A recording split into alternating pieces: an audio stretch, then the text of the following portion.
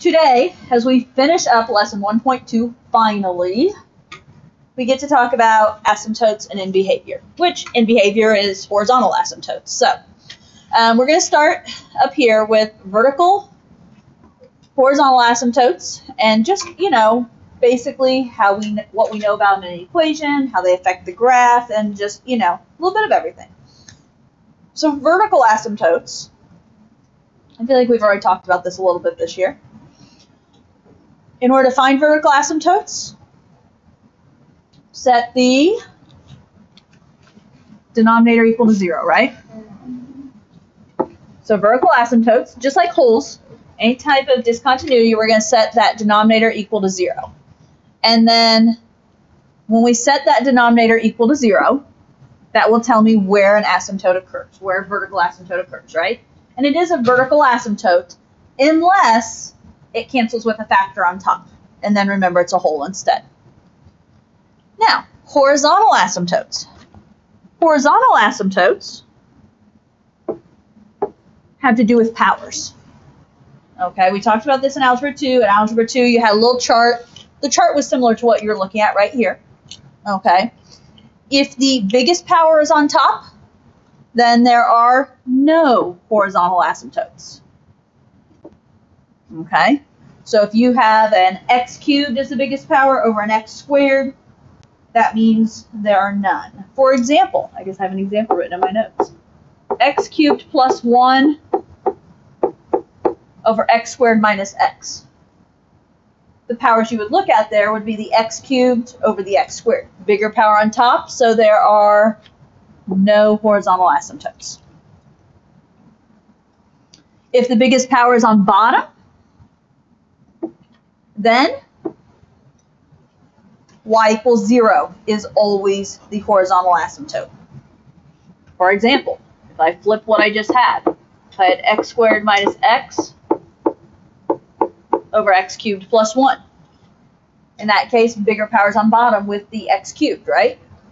So that means that there is a horizontal asymptote, and it's always at y equals 0, which is the x-axis. Okay? And again, remember, only thing that matters are those biggest powers there. The other terms are irrelevant. And then the final one. If the powers match, so if your biggest powers match on top and bottom, then we use the coefficients of the biggest powers. For example, if I have the equation y equals 3x cubed over 4x cubed plus 1. Random example. What do you notice here about the biggest powers? Both biggest powers are 3x cubed, aren't they? So that means they match. What are the coefficients of those terms? 3 and 4. So that means our horizontal asymptote, I'm going to call it HA, would be y equals 3/4. I don't use those abbreviations very often, but realize VA would be vertical asymptote, HA would be horizontal asymptote, right? Yeah. It sounds logical, but if I just randomly put them up here, I'm going to catch someone and be like, wait, what? Okay, so that's just kind of the idea of asymptotes. Now, we have an example here, and it says determine any horizontal or vertical asymptotes, and then I'm going to have us graph it, because I want you to kind of see what we would know about the graph now. Okay, and then we're going to graph it by hand and then also graph it by the calculator. Okay, so determine any horizontal or vertical asymptotes. Where would you like to begin? Vertical asymptotes? Okay, how am I going to determine my vertical asymptotes?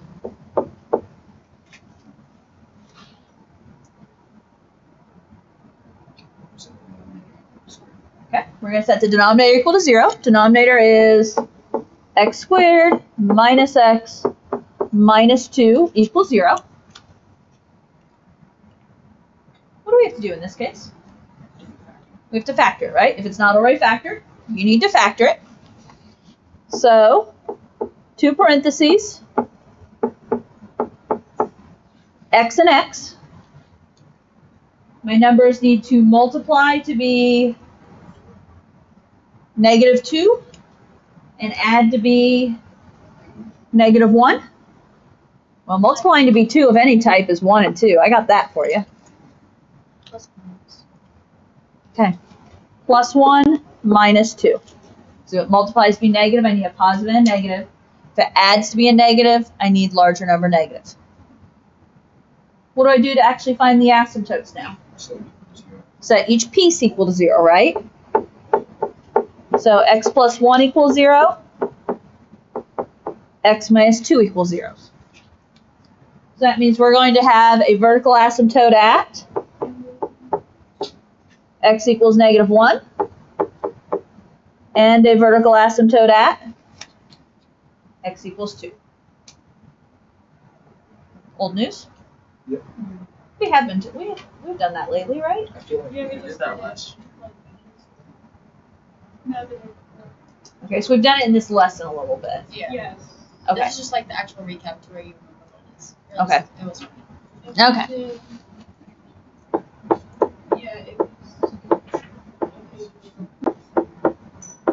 Okay, so they said determine any horizontal or vertical asymptotes. So, are we okay? Okay. Thoughts on horizontal asymptotes, guys?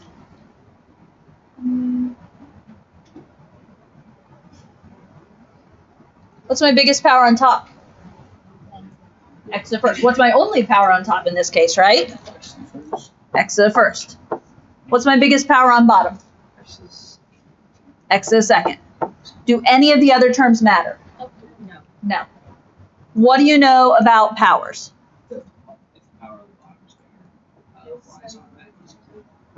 Okay. Biggest power is on bottom, right? Right there. That's my biggest power on bottom. Automatically, we're going to say y equals 0. Okay? Every time. Now, before we graph this on the calculator, I want to talk about what this will look like by hand. No, I don't expect you to fully graph this by hand. But I want you to realize how much of this you can graph by hand if you try. Okay? So, let me, how much room do I need to...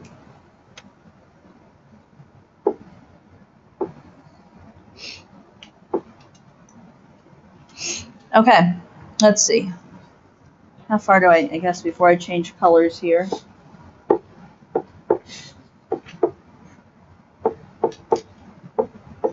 I thought we were on to a whole new lesson. I was like, we're not. We're still. We're on our 6th day of lesson 1.2 if you want to get technical. It's pretty well. It is, but you would like to think I could do a lesson in less time. However, can you imagine me squishing this all together more? No. You would be lost. But as long as we learn it. But, you know, that's why... Huh? You like how we're in physics. No. Yes. No, there's I don't know, some of you may be lost in here anyways, but I mean, you know, if I really squeezed 1.2 into just a couple of days, and then at the end said, okay, do all the homework, like, I think it would be a disaster, because there'd be so much, it'd be so overwhelming. And there'd be so much homework, nobody would do it. And then by breaking it down into chunks, I feel like we are going to grasp it a little bit better. Maybe so many questions. I didn't And maybe I'm just babying you. You know, maybe I'm babying you, but enjoy me babying We you then. appreciate I don't know. I love it. I can learn it. So, I understand. Okay. Vertical asymptote. Where's the vertical asymptote of x equals -1? So, like, when you graph this on the calculator later, you're going to see a break at -1, yes? That's what we expect. There's also a vertical asymptote at x equals 2. Again, when we graph this on the calculator in a moment, not yet, we're going to see a break there, aren't we? Horizontal asymptote, y equals 0. Y equals 0 is the x-axis.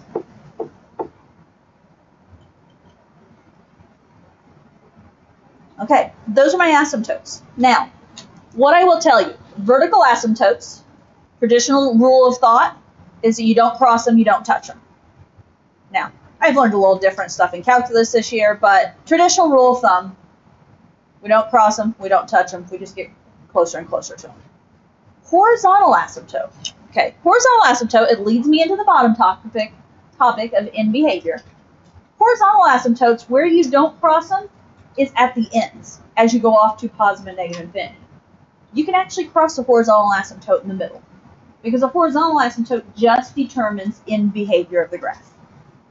So this horizontal asymptote of y equals 0, what it says is my graph, when we graph it here, is going to run alongside the x-axis, either on top or on bottom. Okay?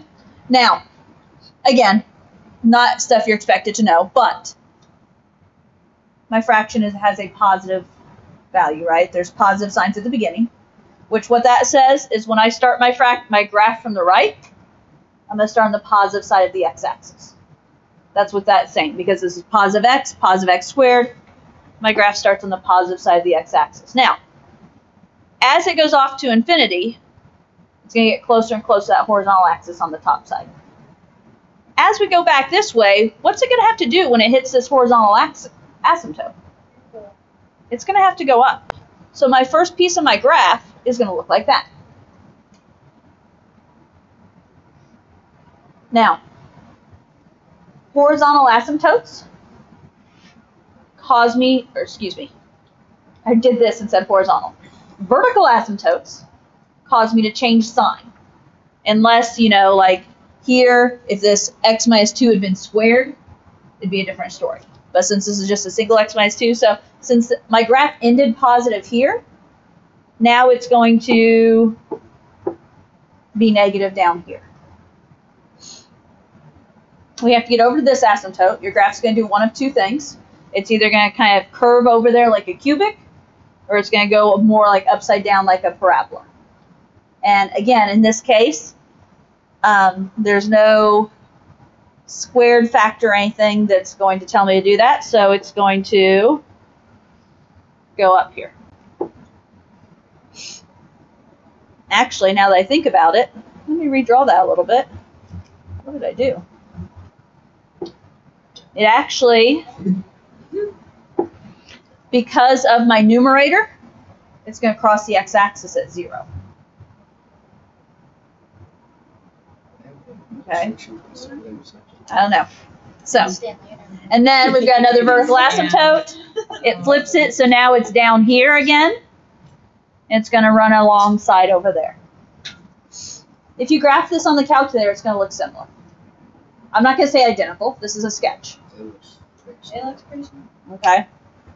But this is all information I know by looking at my asymptotes. My asymptotes tell me to change signs. You know, I run alongside of them. I don't cross them. Those type of things. Again, I don't fully expect you to graph these, but try and think about what you can. Now, when I get done with notes, I'll try and look at the homework and remember. I'm trying to remember if there's any graphs you have to sketch, and there might be. I don't remember. Okay? But if so, try and sketch what you can before checking the calculator is what I would say at this point. Okay, that's kind of my goal for you. Okay, questions before I move to end behavior? Okay. End behavior is what is happening on the far left and far right of a graph. If there is a horizontal asymptote for the function, it will be approaching that number. So I always tie end behavior together with horizontal asymptotes. If the graph is going to infinity or negative infinity, then it will approach that value. Oops, wrong way. On the problem I just did, my horizontal asymptote was y equals 0. So as we went off to the left and off to the right, my graph approached the y value of 0. Okay, that was my horizontal asymptote. Now, when they ask you to describe the end behavior of the function, what I want you to do right here is I want you to think horizontal asymptote.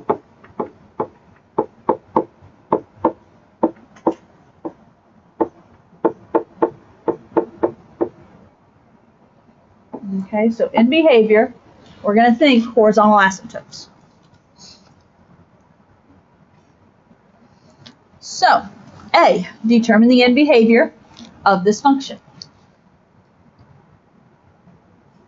What do you think? What's this graph doing as it goes off to the ends?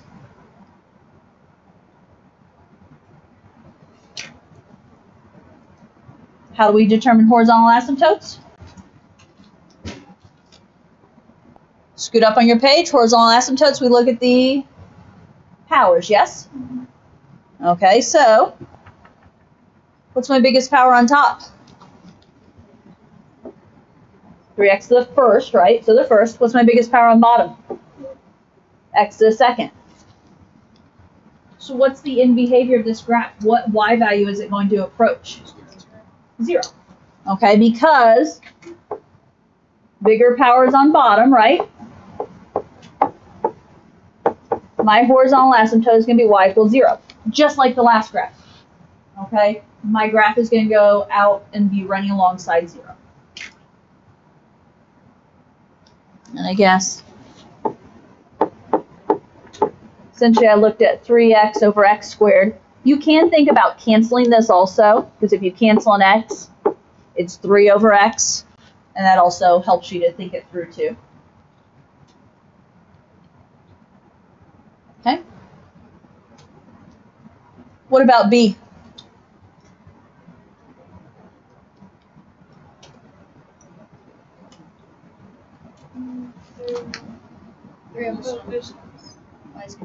Okay, biggest powers match, right? 3x squared over x squared. Essentially, if you cancel the x squareds, what are you left with? 3 over 1, which is just 3. So what's the end behavior here? Y equals 3. Did you graph this one by chance? I know some of you have your calculator out and you're graphing.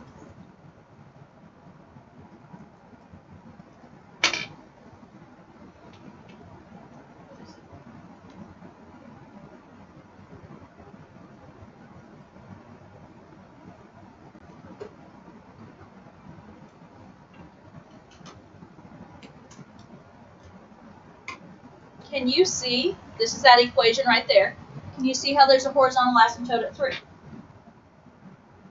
My graph is coming up from below and running alongside 3. Okay, so as it goes off to positive and negative infinity, it's going to get closer and closer to 3, but it's never going to go higher than that, is what's happening. Okay. One last one. C. What do you notice here? Biggest powers at the top. Okay. Biggest power's on top. So we're talking about 3x cubed over x squared. So what does that tell me of horizontal asymptote? Okay, so we know right now that there is no horizontal asymptote. Now, here's the deal. I said think horizontal asymptotes, but is that really what the question asked? The question asked for end behavior, didn't it? So just because there's no horizontal asymptote doesn't mean there's not still end behavior. There's some kind of, the graph is doing something. And you know how I was using this canceling technique over here? Well, what happens here? X squared can cancel with x squared up here, and that leaves us with x to the first. So what do we have left?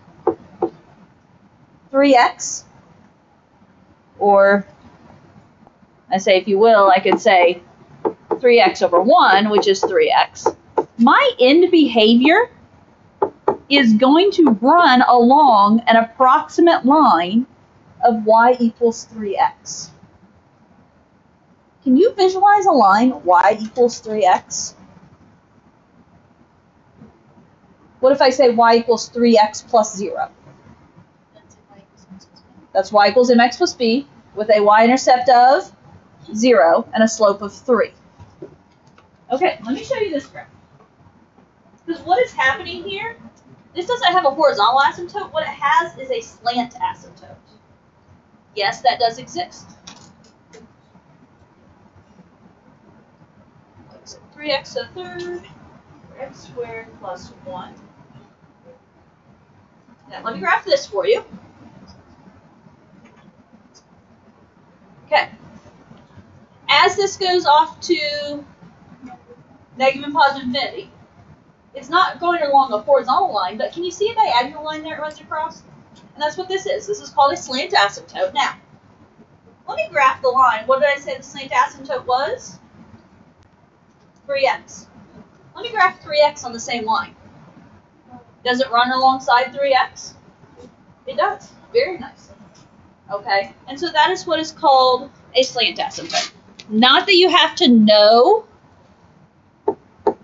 what a slant asymptote is, but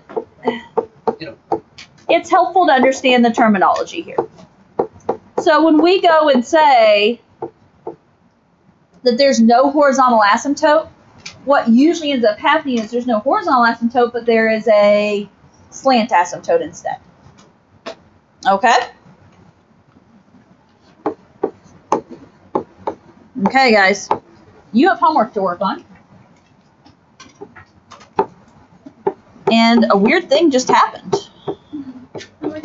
Work time. The one day I don't remember. Page 93, 48 to 66 evens. Now,